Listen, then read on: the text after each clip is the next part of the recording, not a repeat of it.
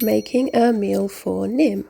So for those who aren't aware, Nim is one of my parents' dogs and we live multi-generational and I do the dog food.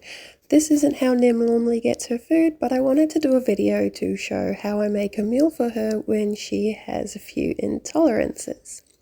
So for her protein, she has some wallaby and pork. Secreting organs are goat testicle and lamb liver. Then she's got a mutton bone for some bone content and also a rabbit leg as well.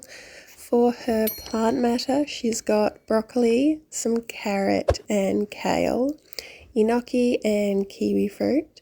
Then I also put in some cucumber, avocado, garlic, blueberries as well.